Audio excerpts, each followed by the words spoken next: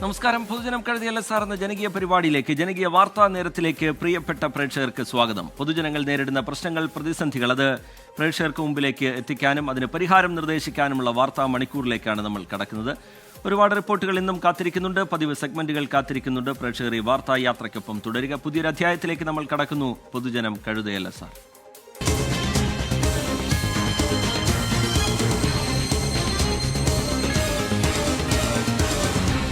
പൊതുജനം കഴുതയല്ല സാർ. പൊതുജനം കഴുതയല്ല സാർ എന്ന പരിപാടി ഇന്ന് ആദ്യം പോകുന്നത് വയനാട്ടിലേക്കാണ്. വയനാട് വെങ്ങപ്പള്ളി വാവാടിയിൽ പുതുതായി ക്വാറികൾക്ക് അനുമതി നൽകാനുള്ള നീക്കത്തിൽ വൻ ജനകീയ പ്രതിഷേധം.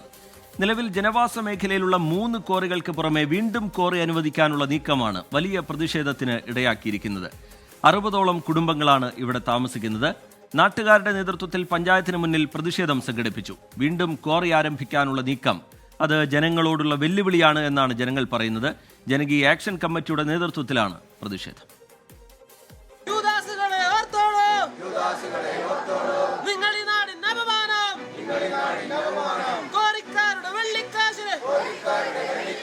വെങ്ങപ്പള്ളിയിൽ ജനവാസ മേഖലയിൽ നിലവിൽ പ്രവർത്തിക്കുന്നത് 3 ക്വാറികളാണ്. ഇതിന് പുറമെയാണ് കൂടുതൽ ക്വാറികൾ തുടങ്ങാനുള്ള നീക്കം നടക്കുന്നത്.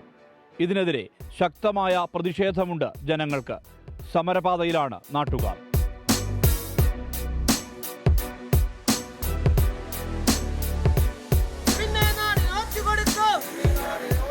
പഞ്ചായത്തിലെ 6ാം വാർഡായ വാവാടിയിൽ 2 ക്വാറികളും 10ാം വാർഡായ പഞ്ചാബിൽ 1 ക്വാറിയുമാണ് പ്രവർത്തിക്കുന്നത്. 3 ക്രഷർ യൂണിറ്റുകളും പഞ്ചായത്ത് പരിധിയിൽ പ്രവർത്തിക്കുന്നുണ്ട്. പുതുതായി വാവാടി ചൂരിയാറ്റയിൽ 2ഉം പഞ്ചായത്ത് ഓഫീസിന് സമീപം നീലാംകുന്ന്, കോടഞ്ചേരിക്കുന്ന് എന്നിവിടങ്ങളിലായി ഓരോ ക്വാറിയും തുറക്കാനാണ് നീക്കം. നീലാംകുന്ന് മേഖലയിൽ പുതുതായി 1 ക്വാറി കൂടി തുടങ്ങിയാൽ 2 ഖനന കേന്ദ്രങ്ങൾക്കിടയിൽ ഒറ്റപ്പെട്ടു പോകുമെന്ന ആശങ്കയാണ് ജനങ്ങൾക്ക്. 60ഓളം കുടുംബങ്ങളാണ് ഇവിടെ താമസിക്കുന്നത്. ഈ വെങ്ങപ്പള്ളി പഞ്ചായത്തിൽ നിലവിൽ 3 ക്വാറികളുണ്ട്, കൂടാതെ 3 ക്രഷറുകളുണ്ട്. അത് കൂടാതെയാണ് ഇപ്പോൾ 5 ക്വാറികളും കൂടി ഇവിടെ പേപ്പർ വർക്ക് നടക്കുന്നതായിട്ട് അറിയാൻ കഴിഞ്ഞത്. നിലവിൽ മയിലാടിയിൽ പ്രവർത്തിക്കുന്ന ക്വാറിയുമായി 400 മീറ്റർ മാത്രം അകലെയേ ഇവിടേക്കുള്ളൂ. നീലാംകുന്നിൽ 6 ഏക്കർ സ്ഥലത്ത് ഖനനം നടത്തുന്നതിന് സ്ഥലമുടമകളായ 3 പേരുടെ സമ്മതപത്രം സഹിതമുള്ള അപേക്ഷ ജിയോളജി ഓഫീസിൽ സമർപ്പിച്ചിട്ടുണ്ടെന്നാണ് വിവരം. പഞ്ചായത്ത് പരിസ്ഥിതിലോല മേഖലയിൽ പെടാത്തതാണ് ക്വാറി തുടങ്ങുന്നവർക്ക് അനുമതി എളുപ്പം ലഭിക്കാൻ കാരണമെന്നും ആക്ഷേപമുണ്ട്. ഈ ക്വാറികൾക്കിടയിൽ പെട്ടുപോകുന്ന 10 സെന്റുകാരനായിട്ടുള്ള അല്ലെങ്കിൽ കൂലിപ്പണിയെടുത്ത് ജീവിക്കുന്ന സാധാരണക്കാരായ ആളുകളുണ്ട്. അവർക്ക് ഇതുകൊണ്ട് ജീവിക്കാൻ പറ്റാത്ത അവസ്ഥയാണ്. നിലവിൽ നിങ്ങൾ നോക്കിയാൽ മതി, വെങ്ങാളി പഞ്ചായത്തിൽ ഈ ക്വാറികൾക്ക് സമീപത്തോടു കൂടി പോകുന്ന ഒരു റോഡുകളിലൂടെയും ബാക്കിയുള്ളവർക്ക് യാത്ര ചെയ്യാൻ പറ്റില്ല.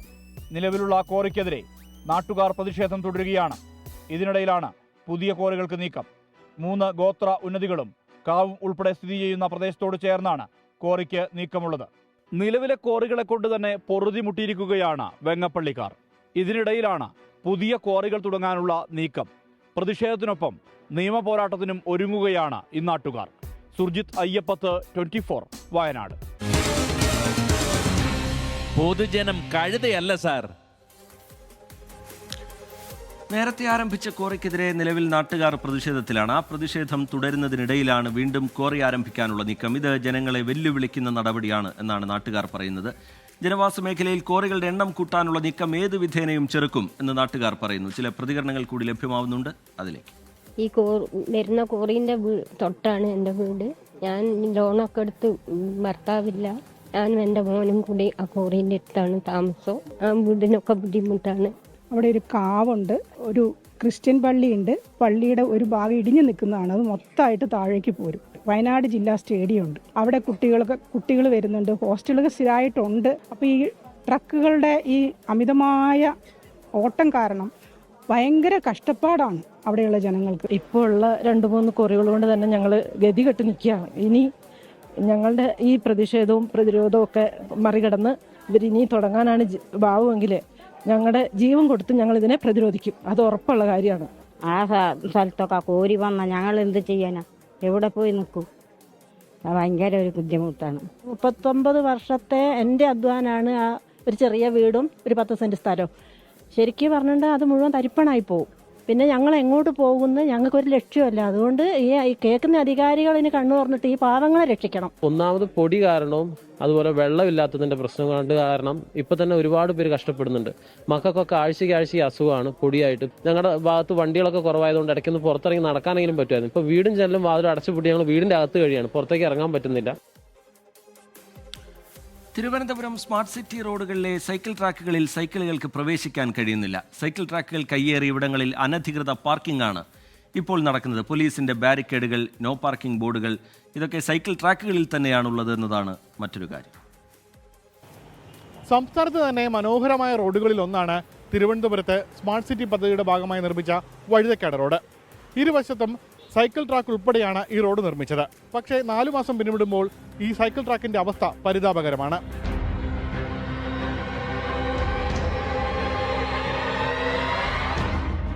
നാലു മാസം മുൻപാണ് തിരുവനന്തപുരം നഗരത്തിലെ വിവിധ റോഡുകൾ സ്മാർട്ട് റോഡുകളാക്കി മാറ്റിയത്. ഇതിൽ വെള്ളയമ്പലം വഴുതക്കാട് റോഡിന്റെ ഇരുവശത്തും പച്ച പെയിന്റ് അടിച്ച് സൈക്കിൾ ട്രാക്ക് ഉൾപ്പെടെയായിരുന്നു സ്മാർട്ട് റോഡുകൾ.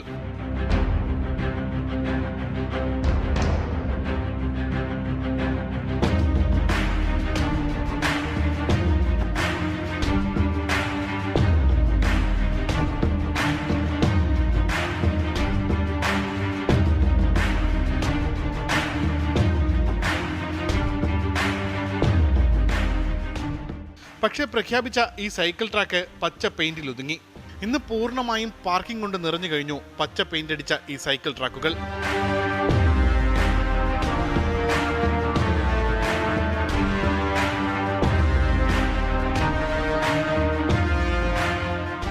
അനധികൃത പാർക്കിങ്ങിന് നടപടിയെടുക്കേണ്ടത് പോലീസാണ്. പക്ഷേ പോലീസിന്റെ വകയുമുണ്ട് സൈക്കിൾ ട്രാക്കിലെ തടസ്സങ്ങൾ. പോലീസ് ആസ്ഥാനം ഉൾപ്പെടുന്ന റോഡായതിനാൽ പ്രതിഷേധങ്ങൾ തടയാൻ ഉപയോഗിക്കുന്ന ബാരിക്കേഡുകൾ ഇപ്പോൾ ഈ സൈക്കിൾ ട്രാക്കുകളിലാണ് സൂക്ഷിക്കുന്നത്.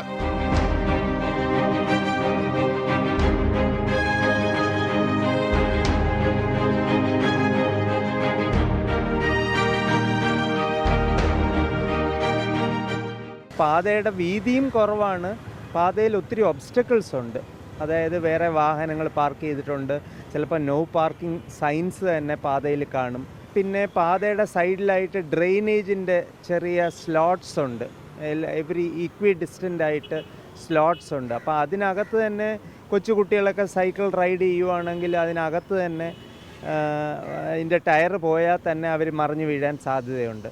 അതുകൊണ്ട് ഇതെല്ലാം കൊണ്ട് സൈക്കിൾ പാത നമ്മൾ വളരെയധികം കാത്തിരുന്ന സൈക്കിൾ പാത വന്നെങ്കിലും അതിൽ റൈഡിങ് നടക്കുന്നില്ല. ഈ സ്മാർട്ട് സിറ്റിക്കകത്ത് സൈക്കിൾ ട്രാക്ക് വേണമെന്ന് പറഞ്ഞപ്പോൾ അവർ അതിനകത്ത് ഉൾപ്പെടുത്തി അങ്ങ് ചെയ്തു എന്നല്ലാതെ അവിടെ എല്ലാം പിന്നെ കാറുകളും സ്കൂട്ടറുകളും എല്ലാം കൊണ്ട് പാർക്ക് ചെയ്യുകയാണ്. ശരിക്കും ഈ പറയുന്ന സൈക്കിൾ ട്രാക്ക് വിട്ടിട്ട് വേണം ആളുകൾ വാഹനങ്ങൾ പാർക്ക് ചെയ്യുകയും ഇതുവഴി വാഹനങ്ങൾ പോകാനുള്ള സൗകര്യങ്ങളുണ്ടാവണം. ഇതിപ്പം സൈക്കിളിന് പോകാൻ പോലും സൗകര്യമില്ലാത്ത രീതിയിലാണ് ഈ ട്രാക്ക് പണിതിരിക്കുന്നത്. പോലീസിന് പോലും ഇതെന്തിനാണ് വെച്ചിരിക്കുന്നതെന്ന് അറിയില്ല. അങ്ങനത്തെ ഒരു അവയർനെസ് ജനങ്ങൾക്ക് എത്തിയിട്ടില്ല എന്നുള്ളതാണ് ഞങ്ങൾ സൈക്കിൾ സഞ്ചാരികളെ സംബന്ധിച്ചുള്ള ഏറ്റവും ബുദ്ധിമുട്ട് അനുഭവിക്കുന്ന ഒരു കാര്യം. വിവിധ സൈക്ലിംഗ് കൂട്ടായ്മകളുടെ നേതൃത്വത്തിൽ കോർപ്പറേഷനും പോലീസിനുമെല്ലാം പരാതി നൽകിയിട്ടുണ്ട്. പക്ഷേ ഇതുവരെ നടപടികളൊന്നും ഉണ്ടായിട്ടില്ല. ഞാൻ നിൽക്കുന്ന ഈ സൈക്കിൾ ട്രാക്കിൽ ഇത് സൈക്കിൾ ട്രാക്കാണെന്ന് സൂചിപ്പിക്കുന്ന ഏതൊരുവിധ സിഗ്നലുകളും രേഖപ്പെടുത്തിയിട്ടില്ല. അതുകൊണ്ട് തന്നെ ഒരുപക്ഷെ പൊതുജനങ്ങൾക്ക് അറിവില്ലായ്മ കൊണ്ടായിരിക്കണം ഇത്തരത്തിൽ ഈ സൈക്കിൾ ട്രാക്കിനോട് ചേർത്ത് പാർക്ക് ചെയ്യുന്നത്. പക്ഷേ ഈ പോലീസിന് എന്താണ് സംഭവിക്കുന്നത്? നിയമം അറിയാമിരുന്നിട്ടും എന്തുകൊണ്ടാണ് ഈ രീതിയിൽ ബാരിക്കേഡുകളും നോ പാർക്കിംഗ് ബോർഡുകളും വെക്കാൻ വേണ്ടി ഈ സൈക്കിൾ ട്രാക്ക് തിരഞ്ഞെടുക്കുന്നത്? ക്യാമറാമാൻ സിറിലിനൊപ്പം ഉമേഷ് ബാലകൃഷ്ണൻ, 24 തിരുവനന്തപുരം. പൊതുജനം കഴുതയല്ല സാർ. ഈ റിപ്പോർട്ട് ഞങ്ങൾ അധികൃതർക്ക് മുമ്പിലേക്ക് വെക്കുകയാണ്. അനുകൂലമായ ഇടപെടൽ അധികൃതരുടെ ഭാഗത്ത് നിന്ന് ഈ വിഷയത്തിൽ ഉണ്ടാകും എന്ന പ്രതീക്ഷയോടുകൂടി മറ്റൊരു റിപ്പോർട്ടിലേക്ക് കടക്കുന്നു. മാലിന്യം കൂട്ടിയിട്ടതോടെ കോഴിക്കോട് കുണ്ടുപറമ്പ് നിവാസികൾ ദുരിതത്തിലാണ്. വിവിധയിടങ്ങളിൽ നിന്നായി കൊണ്ടുവന്ന മാലിന്യം ശാസ്ത്രീയമായി സംസ്കരിക്കാത്തതും നീക്കം ചെയ്യാത്തതുമാണ് പ്രതിസന്ധി രൂക്ഷമാക്കുന്നത്. കോർപ്പറേഷൻ നടപടി സ്വീകരിക്കണം എന്നാണ് ആവശ്യം. കുണ്ടുപറമ്പ് പറമ്പത്ത് റോഡിലെ കാഴ്ചയാണിത്. മാലിന്യം ഇങ്ങനെ കൂമ്പാരമാക്കി ഇട്ടിരിക്കുന്നു. നാട്ടുകാർക്ക് വലിയ ബുദ്ധിമുട്ടാണ് ഇതുണ്ടാക്കുന്നത്.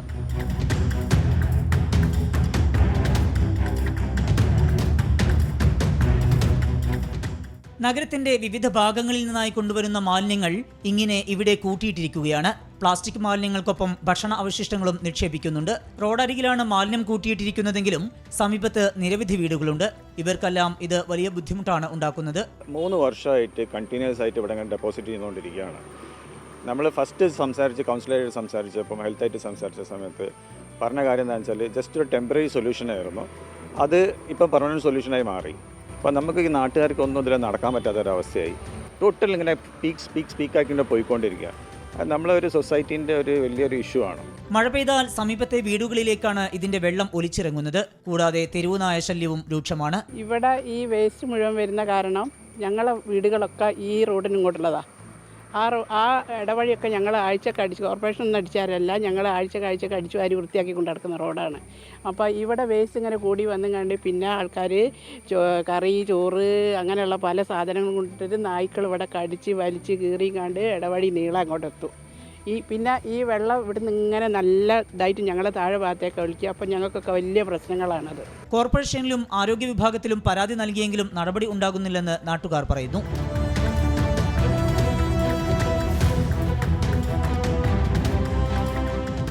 മാലിന്യ സംസ്കരണത്തിന് ശാശ്വത പരിഹാരം വേണമെന്ന ആവശ്യം ശക്തമാണ്. കോർപ്പറേഷന്റെ ഇടപെടൽ പ്രതീക്ഷിച്ചുകൊണ്ട് കോഴിക്കോട് നിന്ന് അനൂപിനൊപ്പം സമീർ സി മുഹമ്മദ്, 24. പൊതുജനം കഴുതയല്ല സാർ. സമീപത്ത് താമസിക്കുന്നവരും പരാതിയുമായി രംഗത്തെത്തിക്കഴിഞ്ഞു. റോഡരികിൽ മാലിന്യം കൂട്ടിയിട്ടിരിക്കുന്നത് മൂലം പ്രദേശവാസികൾക്ക്, അവിടെ താമസിക്കുന്ന ആളുകൾക്ക് വലിയ ദുർഗന്ധം നേരിടേണ്ടി വരുന്നു എന്നാണ് അവർ പറയുന്നത്. ഒപ്പം തന്നെ യാത്രക്കാർക്കുണ്ടാകുന്ന പ്രതിസന്ധി അതും രൂക്ഷമായി തന്നെ തുടരുകയാണ്. പല പകർച്ചവ്യാധികൾക്കും ഇത് കാരണമാകും എന്ന ആശങ്കയും നിലനിൽക്കുന്നു. ചില പ്രതികരണങ്ങളിലേക്ക്. ഈ 6-ാം വാർഡിലെ വേസ്റ്റ് മാത്രമല്ല, പല സ്ഥലത്തുള്ള വേസ്റ്റുകളും ഇവിടെയാണ് കൊണ്ടിടുന്നത്. അതുകൊണ്ടുണ്ടാകുന്ന ബുദ്ധിമുട്ട് പറഞ്ഞാൽ ഈ നായ കടിച്ചു വലിച്ച് ഇതെല്ലാം റോഡുമേലുണ്ടാവും. രാത്രി ചിലപ്പോൾ 10 മണിക്കൊക്കെ വരുമ്പോൾ ഞങ്ങൾ അതെടുത്ത് മാറ്റേണ്ട ഗതികേട്ടില്ല. റോഡിൻ്റെ മുകളിൽ കൂടെ റോഡിന് നടുക്കൊക്കെ ബോക്സ് വേസ്റ്റ് ഇത് കിടക്കണ്ടോ. അതുമാത്രമല്ല, നമ്മളെ വീട്ടിൽ നിന്ന് 60 രൂപ വാങ്ങിച്ചിട്ട് ക്ലീൻ ചെയ്ത വേസ്റ്റ് എന്ന് പറഞ്ഞിട്ട് നമ്മൾ കൊടുക്കുന്നത്. അത് ഇവിടെ കൊണ്ടുവന്നിട്ടിട്ട് മഴയും കൊണ്ട് വേസ്റ്റും ആയി ഒന്നുമില്ലാത്ത രീതിയിൽ എങ്ങനെയൊക്കെയോ വാരി മേടിച്ച് കെട്ടി പോകണം. അപ്പോൾ ഈ പ്ലാസ്റ്റിക് വേസ്റ്റ് ഇങ്ങനെ കൂടി ഇത് ഒരുപാട് അക്യൂമുലേറ്റ് ചെയ്ത് കഴിഞ്ഞാൽ പിന്നെ ഇതിൽ തന്നെയാണ് മറ്റ് വേസ്റ്റുകളും വരിക. ഇതിനിപ്പോൾ എങ്ങനെ എക്സ്റ്റെൻഡ് ചെയ്ത് എവിടെ എത്തുമെന്ന് പറയാൻ കഴിയില്ലത്. ഇവിടെ ഞങ്ങൾക്ക് ഫുൾ ബുദ്ധിമുട്ടാണ്. രാത്രി നായ്ക്കൾ കുറച്ച് ബുദ്ധിമുട്ടാണ്. ഞങ്ങൾക്ക് ഉറങ്ങാൻ പറ്റില്ല. പിന്നെ നായ്ക്കൾ കുട്ടികളെ കടിക്കുന്നുണ്ട്. ആരെയും കണ്ടാൽ കുരയ്ക്കും. പിന്നെ അവിടെ വേസ്റ്റ് ഇടുന്നുണ്ട്, വലിച്ചെറിഞ്ഞ് പോകുന്നുണ്ട്. അവിടെ ഉള്ള ഒരേട്ടന് കടിയേറ്റിട്ടുണ്ട് വണ്ടിയുമ്മ പോകുമ്പോൾ. ഈ മാലിന്യം മുഴുവനും ഞങ്ങൾ ഗേറ്റിൻ്റെ മുന്നിലാണ് വരുന്നത്. പീരീഡ്സ് ആയ പാഡ് വരെ ഗേറ്റിൻ്റെ മുന്നിലുണ്ട്. 2 പ്രാവശ്യം ഞാൻ എടുത്ത് മാറ്റിയത്. അത് നായ കടിച്ച് കീറിയിട്ട് കൊണ്ടുവന്നിടുക. പിന്നെ ഫുഡ് വേസ്റ്റ്, മദ്യക്കുപ്പി എല്ലാം ഉണ്ടാവും. ഇവിടെ ഇങ്ങനെയല്ലായിരുന്നു ഈ ഏരിയ, നല്ല നീറ്റായിരുന്നു. ഇത് ഇവിടെ എടുത്ത് മാറ്റണം. ഞങ്ങൾക്ക് ഭയങ്കര ബുദ്ധിമുട്ടാണ്. 3 വർഷമായി ഞങ്ങളിത് സഹിക്കുന്നത്. പറയും എല്ലാവരും എടുത്തു, അപ്പോൾ അവർ പറയും മാറ്റിത്തരാന്ന്. വീണ്ടും വേസ്റ്റ് കൂടും. ആലപ്പുഴയിൽ പട്ടയമില്ലാത്ത കുടുംബങ്ങൾക്കായി വിഭാവനം ചെയ്ത ഫ്ളാറ്റ് പദ്ധതി പാതി വഴിയിൽ മുടങ്ങി നിൽക്കുകയാണ്. ലൈഫ് ഭവന പദ്ധതിയുടെ ഭാഗമായി ചാത്തനാട് നിർമ്മാണം ആരംഭിച്ച ഫ്ളാറ്റാണ് എങ്ങുമെത്താതെ കിടക്കുന്നത്. 24 അതിദരിദ്രരുടെ പട്ടികയാണ് ആലപ്പുഴ നഗരസഭയിൽ ഉള്ളത്. 2 മുറി, അടുക്കള, ടോയ്ലറ്റ് അങ്ങനെ വിപുലമായ സൗകര്യങ്ങളോടെയാണ് ആലപ്പുഴ ചാത്തനാട് മുനിസിപ്പാലിറ്റി ഫ്ളാറ്റുകൾ പണിയുന്നത്. പട്ടയമില്ലാത്ത ആളുകൾക്ക് വേണ്ടിയാണ് പദ്ധതിയെങ്കിലും കഴിഞ്ഞ 3 വർഷക്കാലമായി നിർമ്മാണം ഇങ്ങനെ മുടങ്ങിക്കിടക്കുകയാണ്.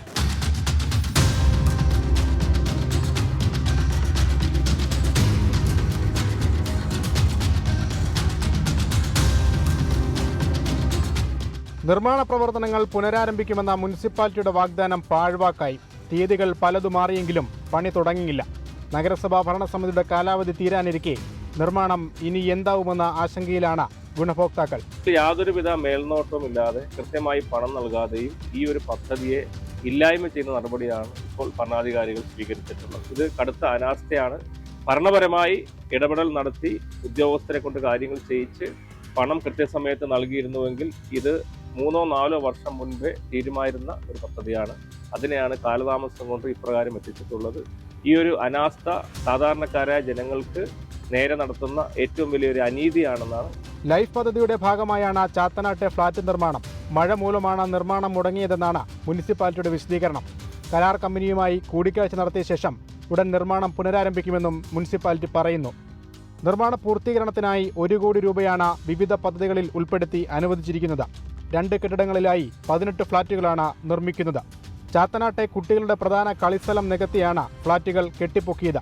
പണി പൂർത്തിയാക്കാത്തതിൽ നാട്ടുകാരും രോഷാകുലരാണ്.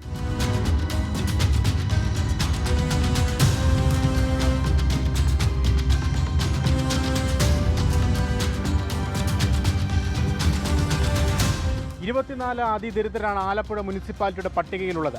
അതിദരിദ്രരില്ലാത്ത കേരളം നവംബറിൽ പ്രഖ്യാപിക്കാനിരിക്കെയാണ് മുനിസിപ്പാലിറ്റിയിലെ ലൈഫ് ഭവന പദ്ധതിയുടെ കീഴിലുള്ള ഈ ഫ്ളാറ്റുകളുടെ നിർമ്മാണം അനന്തമായി നീളുന്നത്. ആലപ്പുഴയിൽ നിന്ന് ഷിബിൻ ബഷീറിനൊപ്പം അശ്വിൻ പാലാഴി, 24. പൊതുജനം കഴുതയല്ല സാർ. 1/2 കോടി രൂപ മുടക്കി 10 വർഷം മുമ്പ് നിർമ്മിച്ച ആയുർവേദ ഡിസ്പെൻസറി കാട് മൂടി നശിക്കുകയാണ്. കോഴിക്കോട് പെരുമണ്ണയിലാണ് ഈ കാഴ്ച. പെരുമണ്ണയിലെ ആയുർവേദ ഡിസ്പെൻസറിക്കാണ് ഈ ദുരവസ്ഥ. ഉദ്യോഗസ്ഥ അലംഭാവത്തിന്റെയും കെടുകാര്യസ്ഥതയുടെയും നേർചിത്രമാണ് ഇവിടെ ചെന്നാൽ കാണാൻ കഴിയുക. ഉദ്ഘാടനം കഴിഞ്ഞ് ഒരു ദിവസം പോലും ഈ ആശുപത്രി കെട്ടിടം പ്രവർത്തിച്ചില്ല. അതുവരെ വാടക കെട്ടിടത്തിൽ അസൗകര്യങ്ങളുടെ നടുവിൽ പ്രവർത്തിച്ചിരുന്ന ആശുപത്രിക്ക് ശാപമോക്ഷം എന്ന പ്രതീതിയായിരുന്നു പുതിയ കെട്ടിടത്തിന്റെ ഉദ്ഘാടനം നടന്നപ്പോൾ നാട്ടുകാർക്കുണ്ടായിരുന്നത്. എന്നാൽ ആ പ്രതീക്ഷകൾ അപ്പാടെ തകിടം മറിഞ്ഞു.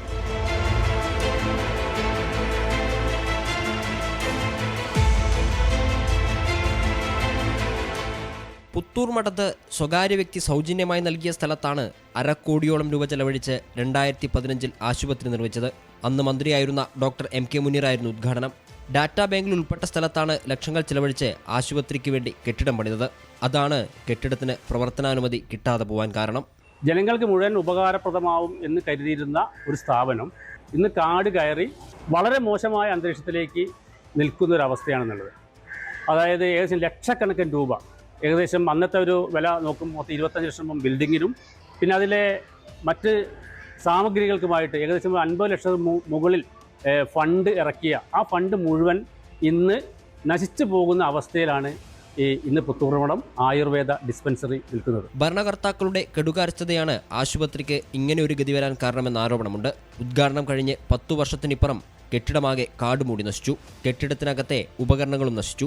ആശുപത്രി കെട്ടിടത്തിന് അടുത്തേക്കെത്താൻ പോലും പറ്റാത്ത അവസ്ഥയാണിപ്പോൾ. 2013-2014 വാർഷിക പദ്ധതിയിലാണ് ഗ്രാമപഞ്ചായത്ത് ഭരണസമിതി ഇങ്ങനെ ഒരു തീരുമാനം എടുത്തിട്ടുള്ളത്. 2008 കേരള നെൽവയൽ സംരക്ഷണ നിയമം നിലവിൽ വന്നിട്ടുള്ളത്. നെൽവയൽ സംരക്ഷണ നിയമപ്രകാരം പെരുമണ്ണ വില്ലേജിലെ വലിയ പാടം എന്ന 5.25 ഏക്കറോളം വരുന്ന തണ്ണീർത്തടം, ഈ തണ്ണീർത്തടത്തിൽ യാതൊരു നിർമ്മാണ പ്രവർത്തനങ്ങളും നടത്താൻ പാടില്ലെന്നിരിക്കെ ഇത്തരം നിർമ്മാണത്തിന് തീരുമാനമെടുത്ത ഗ്രാമപഞ്ചായത്ത് ഭരണസമിതിയും അതിൻ്റെ നിർവഹണ ഉദ്യോഗസ്ഥനും കുറ്റക്കാരാണ്.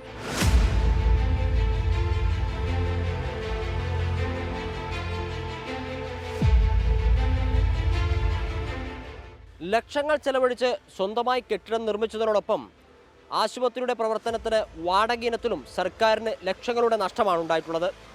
ഇത്തരത്തിൽ യാതൊരു ഗുണവുമില്ലാത്ത രീതിയിൽ ആശുപത്രി കെട്ടിടം നിർമ്മിക്കാൻ മുൻകൈയെടുത്ത ഉദ്യോഗസ്ഥർക്കും ഭരണകർത്താക്കൾക്കുമെതിരെ നടപടിയെടുക്കണമെന്നാണ് നാട്ടുകാരുടെയും പരിസ്ഥിതി പ്രവർത്തകരുടെയും ആവശ്യം. അതോടൊപ്പം സർക്കാരിന് ചെലവായ തുക ഇവരിൽ നിന്നും ഈടാക്കണമെന്നും ആവശ്യമുണ്ട്. ഗോകുൽ കെ വേണുഗോപാൽ, 24 കോഴിക്കോട്. പൊതുജനം കഴുതയല്ല സാർ. ലോകത്തെവിടെയായാലും ഏത് സമയത്തും 24 വാർത്തകളും ഓഗ്മെന്റഡ് റിയാലിറ്റി പാക്കേജുകളും എക്സ്പ്ലെയിനറുകളും വിശദമായി കാണാൻ ഞങ്ങളുടെ യൂട്യൂബ് ചാനൽ നിങ്ങൾക്ക് സബ്സ്ക്രൈബ് ചെയ്യാം.